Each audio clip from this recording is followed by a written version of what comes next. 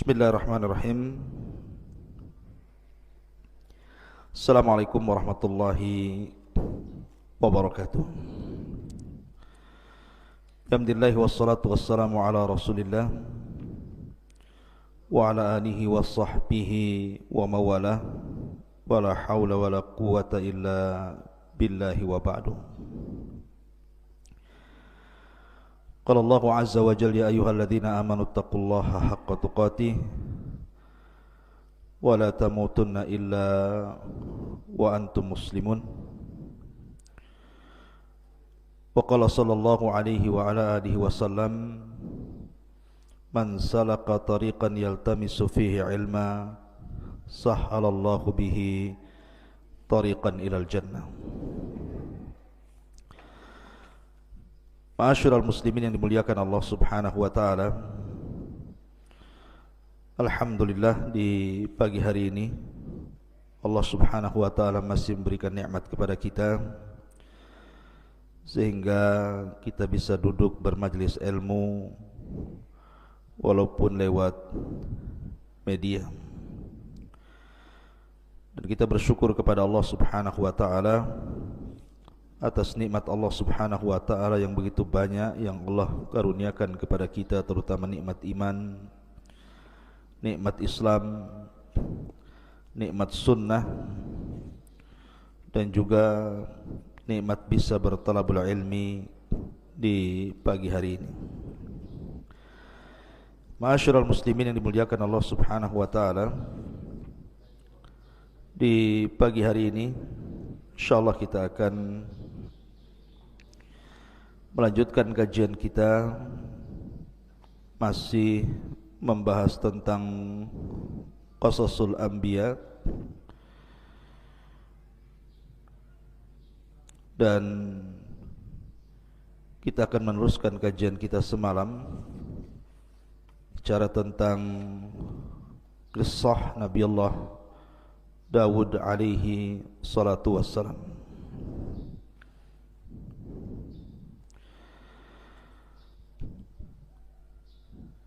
Ma'asyiral muslimin yang dimuliakan Allah Subhanahu wa taala, di dalam Al-Qur'anul Karim kisah Nabi Allah Dawud alaihi salatu wassalam banyak terulang-ulang, dan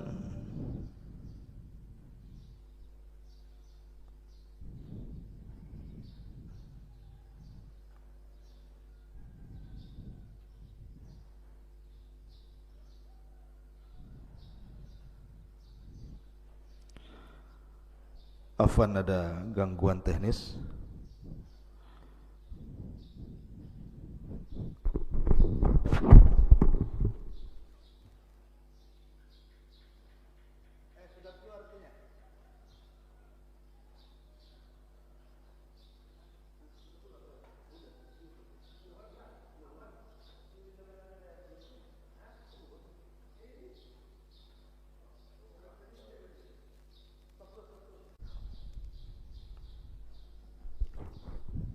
Bismillahirrahmanirrahim.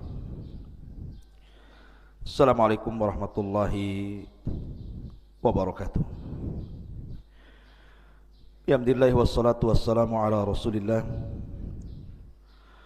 wa ala alihi wa sahbihi wa mawalah wa la hawla wa la quwata illa billahi wa ba'du. Qala Allahu azza wa jalla ya ayyuhalladzina amanu taqullaha haqqa tuqatih wa la tamutunna illa wa antum muslimun. Wa qala sallallahu alaihi wasallam man salaka tariqan yaltamisu fihi ilma sahhalallahu lahu tariqan bihi ilal jannah. Ma'asyiral muslimin yang dimuliakan Allah Subhanahu wa taala, alhamdulillah di pagi hari ini kita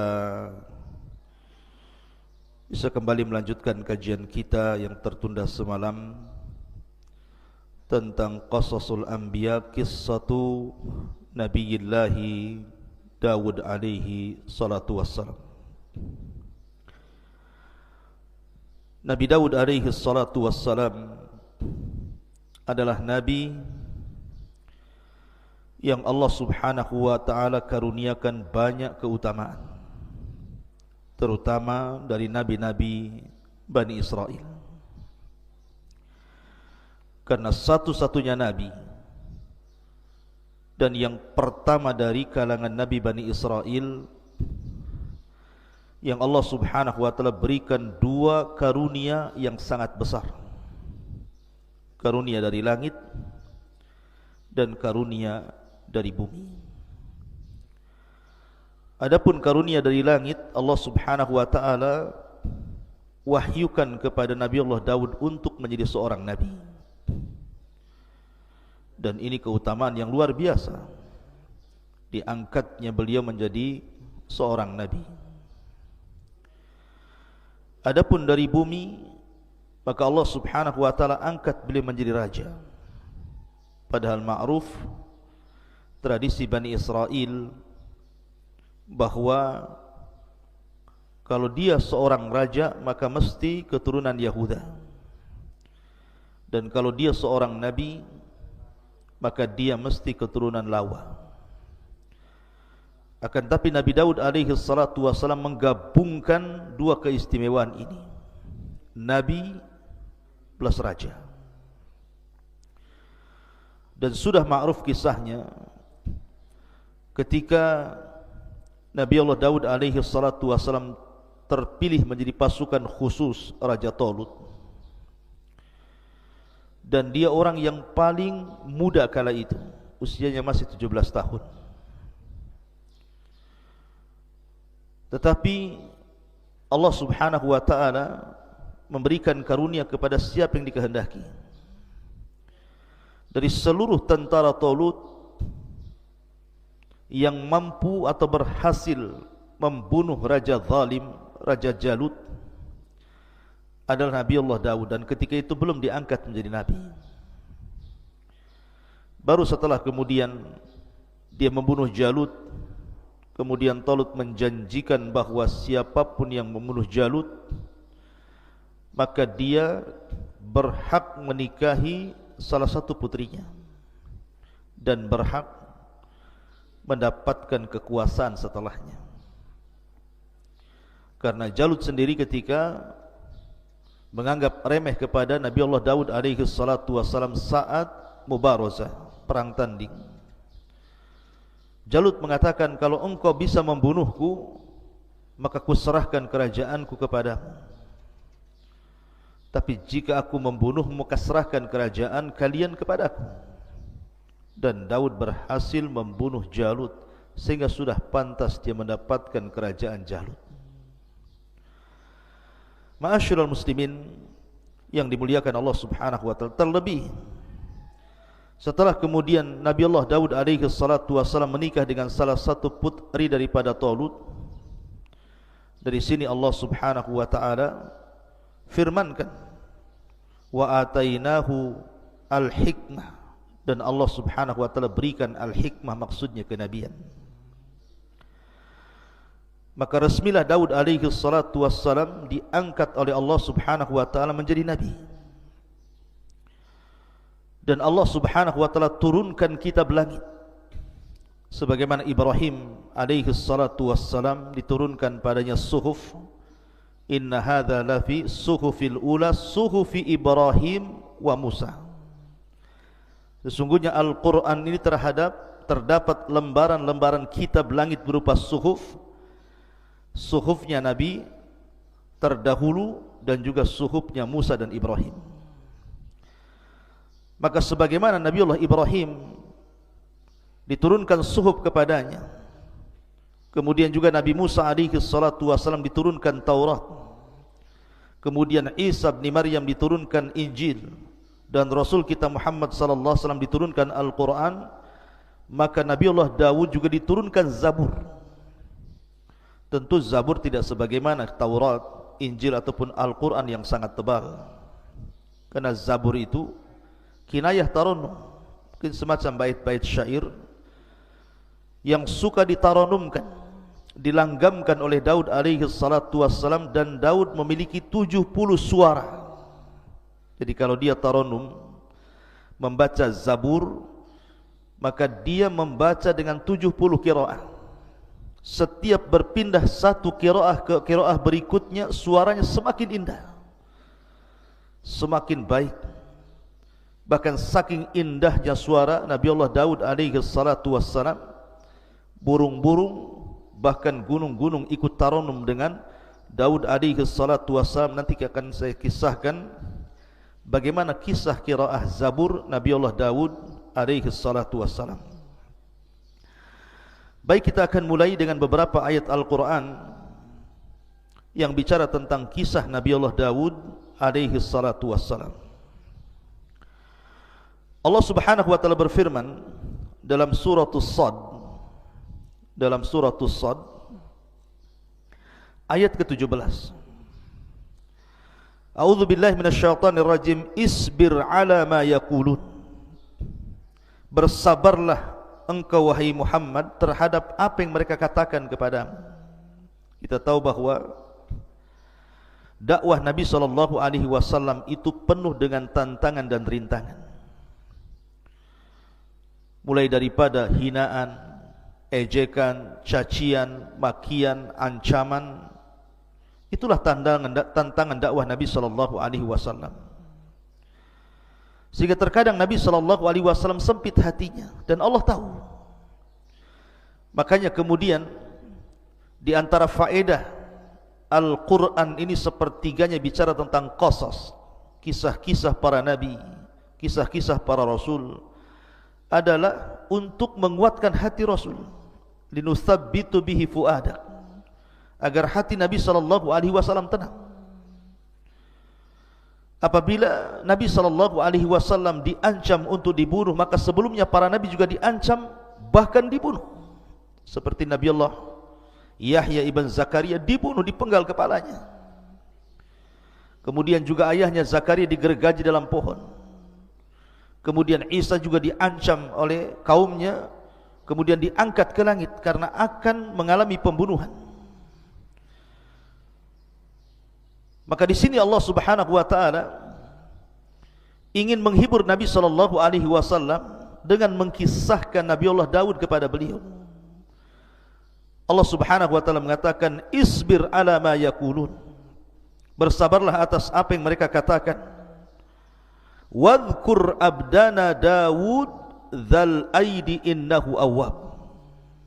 Dan ingatlah akan hamba kami. Allah Subhanahu wa taala menasabkan Daud kepada hamba Allah, dan ini idhafah tasyrif namanya, idhafah pengagungan, bahwa Daud ini bukan orang biasa tapi orang mulia, karena dinasabkan dengan kata-kata abdana, diidhafahkan kepada kami Allah Subhanahu wa taala. Allah mengatakan, dan ingatlah akan hamba kami Nabi Allah Daud alaihi salatu wassalam yang mempunyai kekuatan. Sungguh dia hamba yang sangat taat kepada Allah Azza wa Jalla.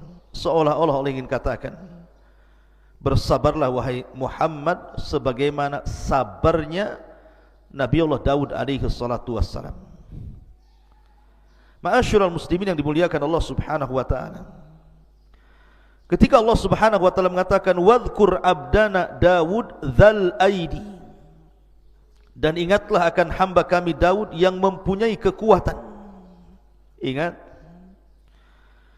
Allah Subhanahu wa taala memberikan karunia yang sangat besar kepada Nabi Allah Daud alaihi salatu wassalam berupa kekuatan. Makanya Allah Subhanahu wa taala menyebutkan dalam surah Sad ayat 20-nya, wasaddadna mulkahu, dan kami kuatkan kerajaannya.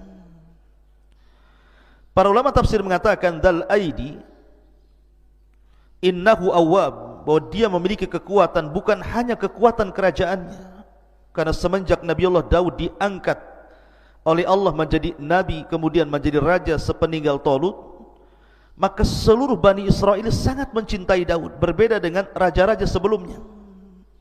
Terkadang Bani Israel mereka melakukan pemberontakan, atau kepada para nabi sebelumnya, terkadang mereka membunuh para nabi, mendustakan para nabi. Tapi tidak bagi Daud alaihi salatu wassalam. Seluruh Bani Israel suka dengan Daud,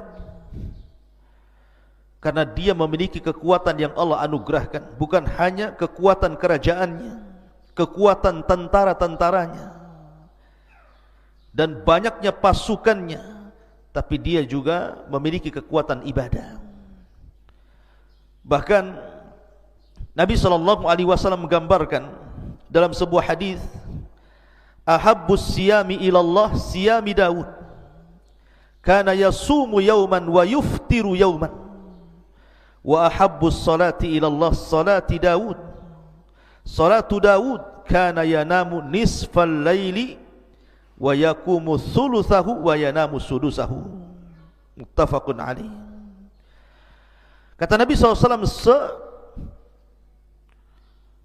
sebaik-baiknya puasa, kata Nabi SAW, sebaik-baiknya puasa adalah puasa Daud alaihi salatu wassalam.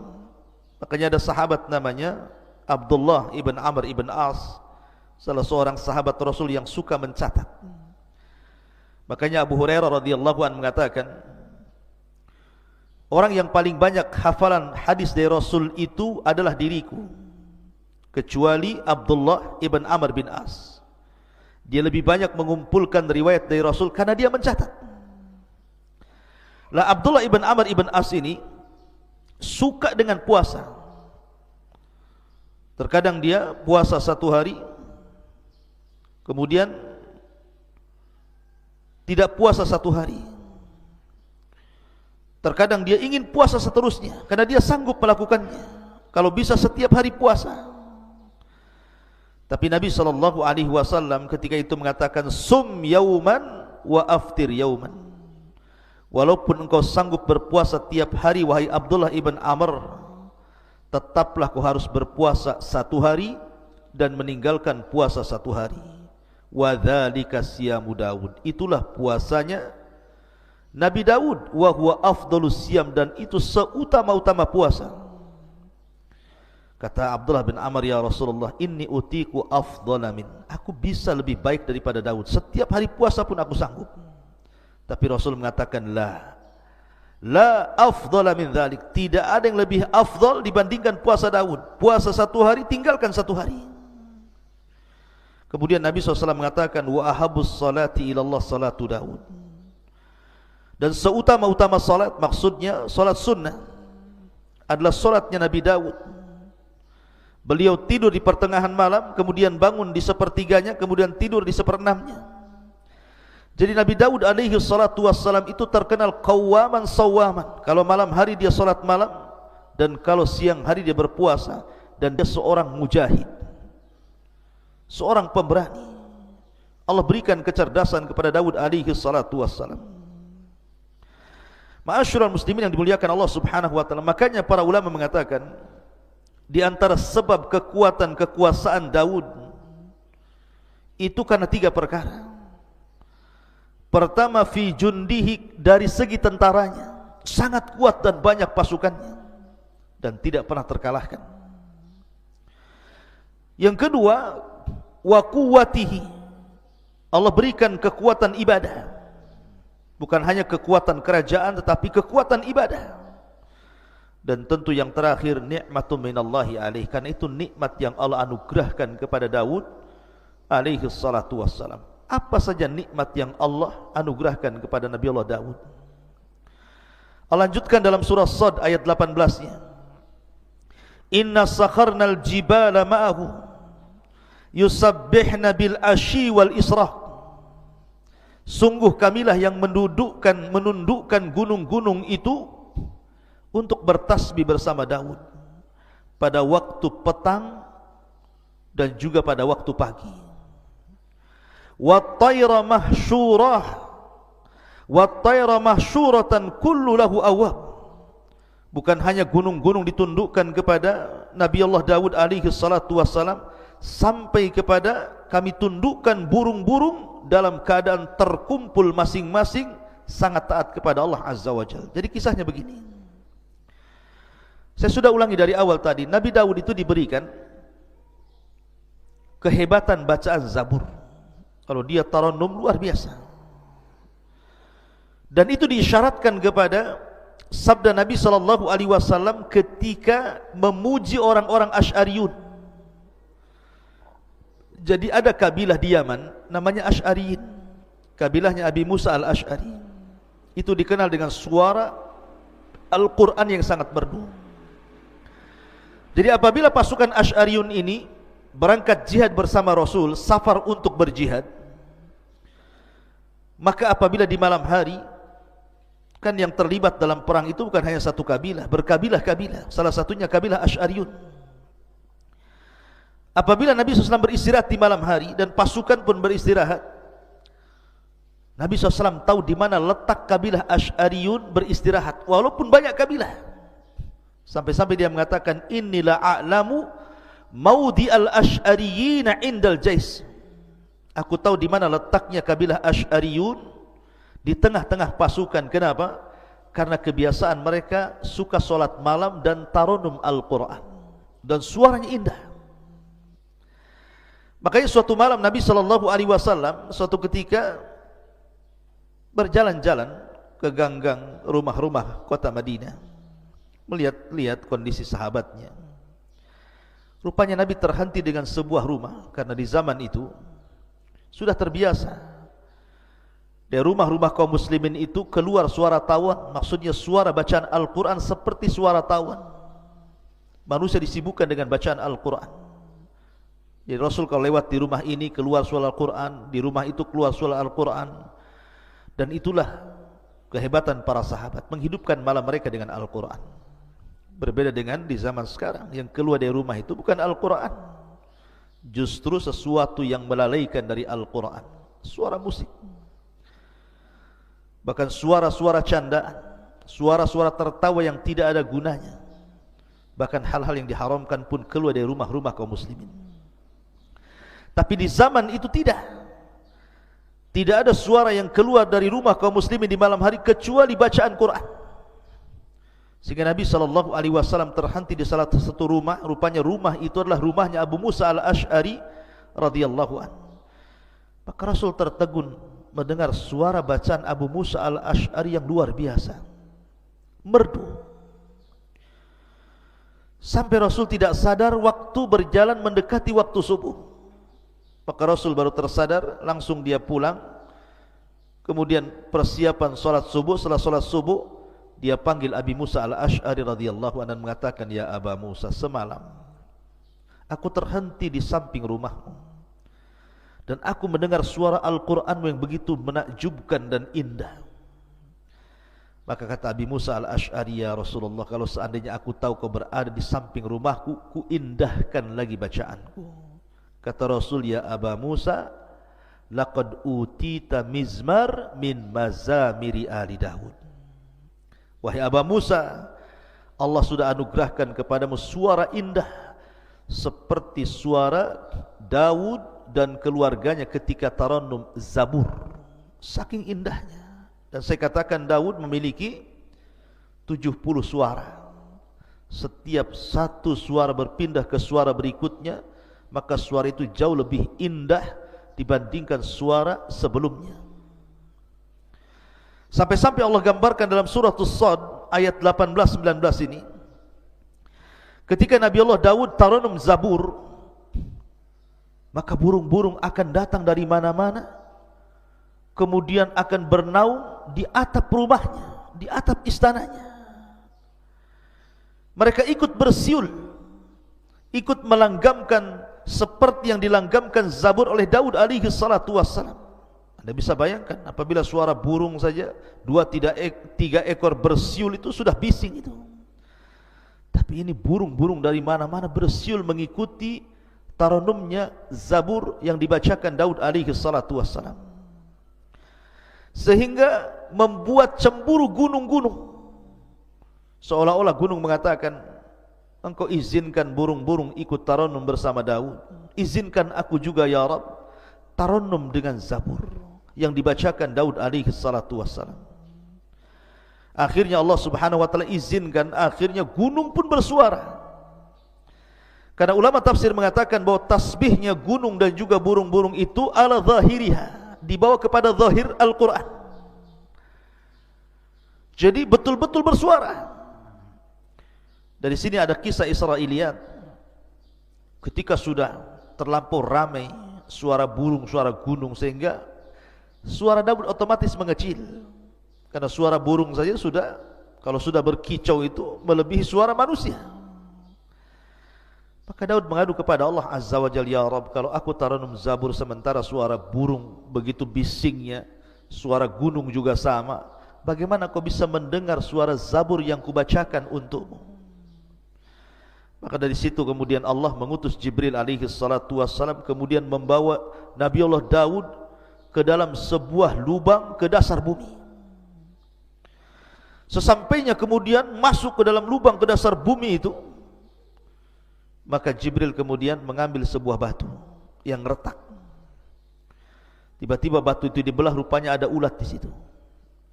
Kata Jibril alaihi salatu wassalam, ya Daud, fasma mada yaqulu dud, dengarkan apa yang diucapkan oleh dud itu, maksudnya oleh ulat di dalam pecahan batu itu. Rupanya Daud mendekatkan telinganya, rupanya dia sedang bertasbih kepada Allah Azza wa Jalla.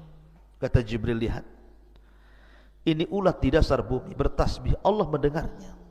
Apalagi engkau berada di atas bumi, tentu Allah lebih mendengarnya. Walaupun suara-suara burung dan gunung itu, mereka pun bersuara melebihi suaramu. Tapi ini kisah Israiliyat. Ma'asyiral muslimin yang dimuliakan Allah Subhanahu wa taala, intinya bahwa Allah anugerahkan kepada Daud suara yang sangat indah, luar biasa. Dan ketika suara Nabi Allah Daud itu mempengaruhi suara burung, mempengaruhi gunung, menunjukkan bahwa bacaan ayat-ayat Allah itu memiliki pengaruh kuat kepada manusia. Makanya kita lihat Nabi SAW itu bukan hanya membaca Al-Quran, tetapi juga rindu mendengarkan bacaan Al-Quran orang lain. Suatu ketika Nabi SAW memanggil Abdullah ibn Mas'ud yang kunyahnya Ibnu Ummi Abdin. Suaranya juga indah, bahkan pernah disejajarkan dengan suara Jibril ketika Rasul pulang dari safar bersama Abu Bakar dan Umar, kemudian mendengar suara Abdullah ibn Mas'ud membaca Al-Quran. Kata Nabi SAW, ya Aba Bakrin wa ya Umar, wahai Abu Bakar dan Umar, man arada an yasma'al Qur'ana ghaddan tariyan falyasma' ala qiraati Ummi Abdin. Wahai Abu Bakar, wahai Umar, kalau engkau ingin mendengarkan bagaimana Al-Quran itu turun kepadaku, ketika Jibril membaca Quran kepadaku, maka perdengarkan suara Ibnu Ummi Abdin, maksudnya Abdullah ibn Mas'ud. Jadi Rasul memanggil Abdullah ibn Mas'ud dan mengatakan, Iqra alayya Al-Quran. Wahai Abdullah bin Mas'ud, tolonglah bacakan untukku Al-Quran. Kata Abdullah bin Mas'ud, ya Rasulullah, a'aqra'u alayka wal Qur'anu unzila ilaik. Rasul, bagaimana mungkin aku membacakan Al-Quran kepadamu sementara Quran itu turun kepadamu? Tapi Rasul mengatakan, Iqra, baca saja. Faqara'a, maka dia pun membaca suratun Nisa sampai kepada ayat, wa kaifa idza ji'na min kulli ummatin bisyahid wa ji'na bika ala haula'i syahida. Bagaimana kalau seandainya setiap umat itu memerlukan saksi dan engkau saksi bagi umat-umat itu? Sampai kepada ayat ini Rasul mengatakan, hasbuka hasbuka, cukup cukup. Rupanya Abdullah ibn Mas'ud melihat Rasul menangis, merenungkan ayat yang dibaca Abdullah ibn Mas'ud radhiyallahu an. Jadi Al-Quran itu mempengaruhi sampai kepada Nabi SAW. Makanya kita lihat ada seorang ulama namanya Fudail ibn Iyad, seorang perompak padang pasir. Ketika dia hendak merampok salah satu rumah orang kaya milik seorang wanita tajir, ada yang mengatakan hendak melihat wanita yang disukainya, seorang jariyah, naik ke atas rumah. Tiba-tiba sahibul bait, pemilik rumah itu sedang qiyamul lail. kemudian membacakan Al-Quran sampai kepada ayat alam ya'ni lilladzina amanu an tash'a qulubuhum bi dzikrillah wa ma nazala minal haq. Tidakkah sampai usia maksudnya 40 tahun untuk menyadarkan dia kembali berzikir kepada Allah dan begitu seterusnya. Tiba-tiba Fudail bin Iyad hampir jatuh dari atap rumah itu. Dia mikirkan ayat itu. Sampai akhirnya dia pun bertobat dari rampoknya, kemudian belajar sehingga menjadi alim min ulama'id dunia. Jadi ulama dunia, terkenal zuhud wara'nya. Intinya bahwa faedah yang sangat besar dari kisah Nabi Daud alaihi salatu wassalam, dia mampu membaca Zabur dan Allah anugerahkan suara yang sangat indah. Maka bagi anda yang Allah anugerahkan suara indah, gunakan untuk membaca Al-Quran. Buat apa anda gunakan untuk menyanyi? Tidak ada faedahnya dunia akhirat. Wa minan nasi man yashtari lahwal hadith liyudhilluka an sabilillah. Karena ada sebagian manusia itu yang akan memperjualbelikan lahwal hadith, ucapan-ucapan yang tidak ada gunanya untuk menyesatkan jalan Allah. Maka gunakan suara emas, suara indah anda untuk membaca Al-Quran. Rasul mengatakan man lam yataghanna bil Quran falaysa minni. Siapa yang tidak melanggamkan Al-Quran dengan suara indah maka bukan termasuk umatku. Quran itu indah dan akan semakin indah bila dibacakan orang yang memiliki suara indah.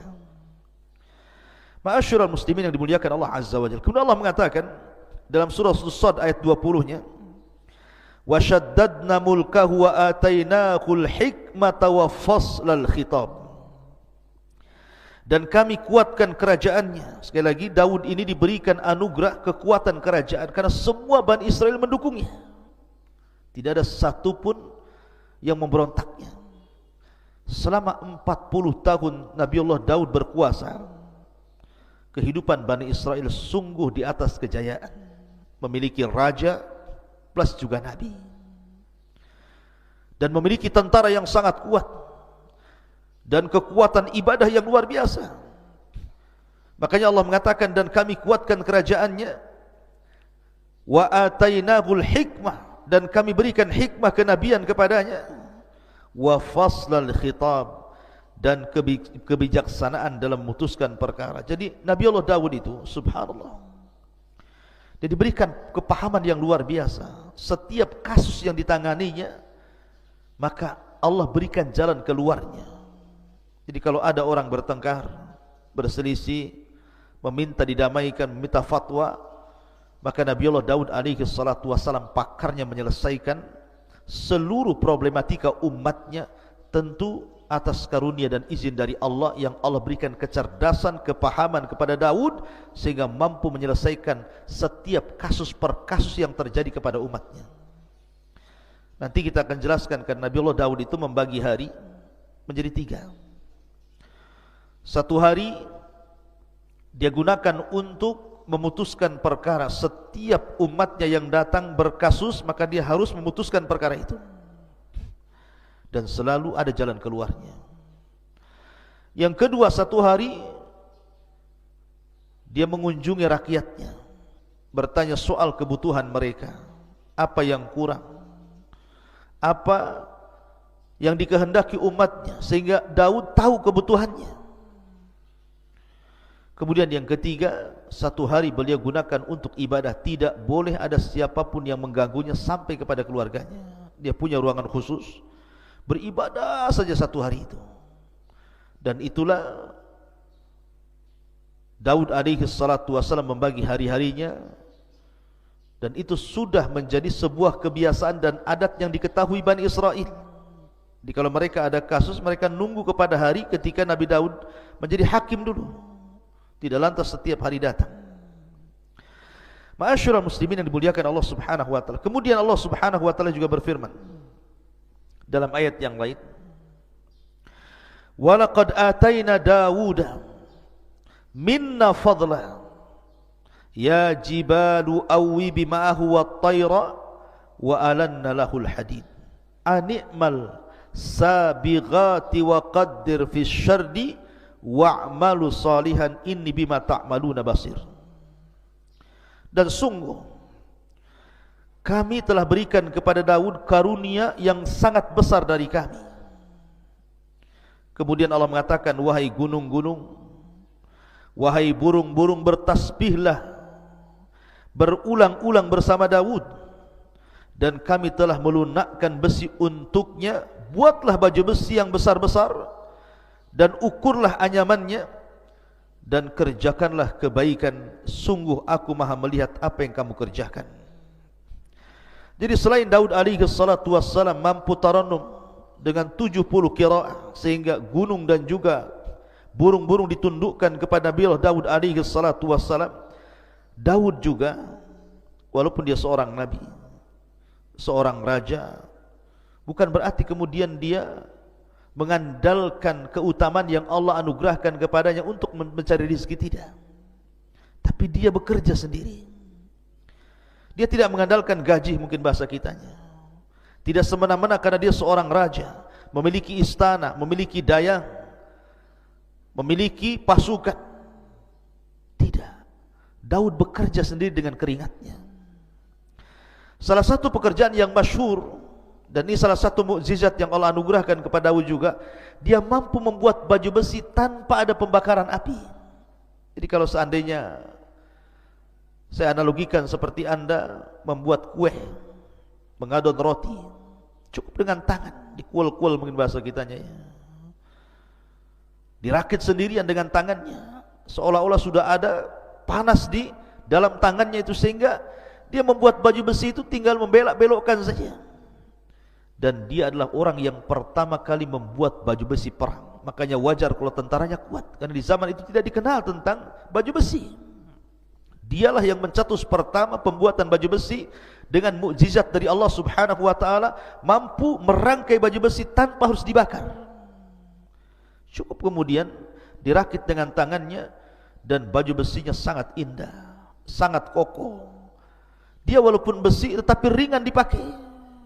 Dan itu keutamaan Nabi Allah Daud, dan itu bagian daripada mukjizat yang Allah anugerahkan selain daripada faslul khitab tadi. Dan ini juga pelajaran bagi anak-anak muda. Terkadang banyak orang-orang yang kemudian kuliah tinggi-tinggi dengan harapan setelah selesai kuliah langsung menjadi direktur perusahaan, owner perusahaan. Ya, terkadang ada orang yang seperti itu. Tapi terkadang Allah uji setelah dia kuliah tinggi-tinggi, rupanya pengangguran, malas. Dia malu untuk bekerja, umpamanya ngojek kah, driver apa gitu kan, atau bangunan, atau mungkin jualan kecil-kecilan. Alasannya, saya sudah sarjana, sudah S3 pun, tak mungkinlah saya bekerja seperti kalian yang tidak sekolah. Subhanallah.